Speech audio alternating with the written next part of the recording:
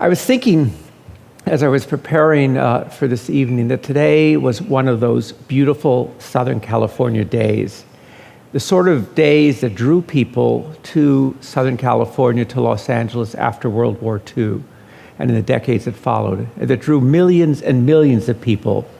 Indeed, the weather itself, a day like this, was one of the prized possessions of a California lifestyle, along with another prized possession, the automobile, represented here. It was said at the time that Los Angeles had the greatest concentration of motor vehicles in the world.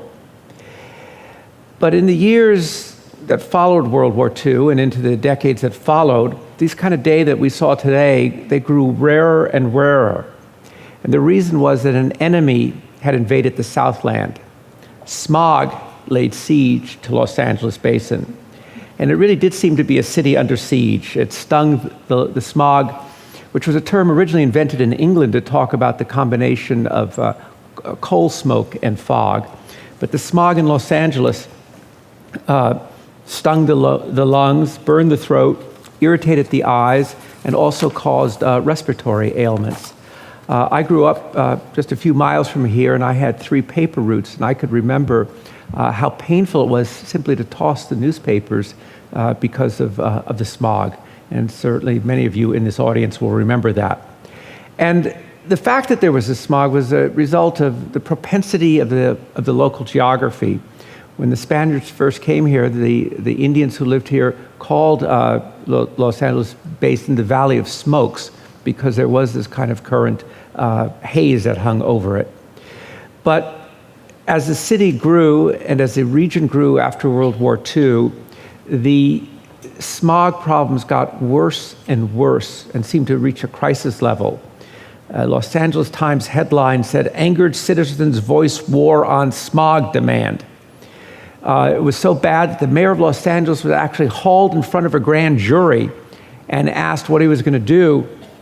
And he said, "There's not much I can do," except he issued a proclamation to the populace urging them to halt automobile traffic and direct people to stay home. At a meeting of local businessmen's group, the Optimist Club, there's a wonderful picture of it in the Quest, they donned gas masks, and the sign on the wall said, "Why wait till 1955? We might not even be alive." Well, there were some people who did actually have an idea of what to do about it. And one was a professor at the California Institute of Technology in Pasadena, R.E. Hagen Smith. He had a fascination with gardens. He had a fascination with kind of understanding where taste came from. He figured out where the origins of taste in wine, onions, and garlic.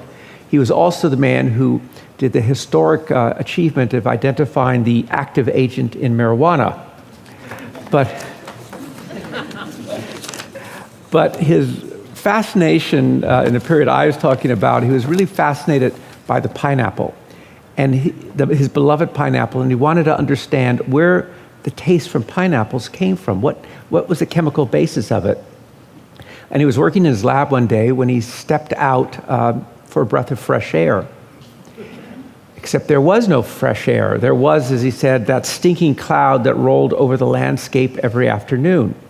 He said there has to be a way to understand where smog comes from, and it was a subject of great argument and dispute.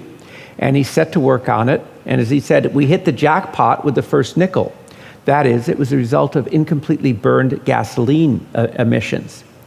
It was a shock. I mean, there was a big argument as to whether that was the cause or not, but people accepted it. But it was a shock to realize that this element, the automobile that was so central to the California way of life, was also causing this great problem.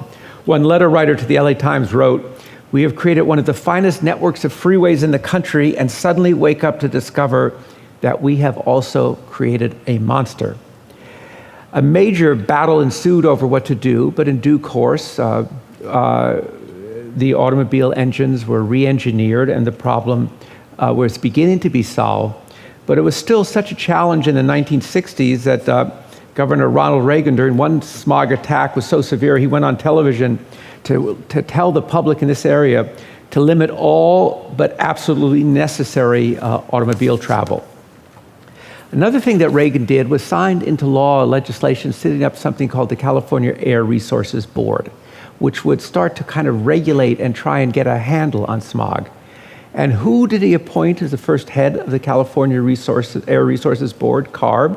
None other than Ari Hagen-Smith, who by this time was known as the father of smog.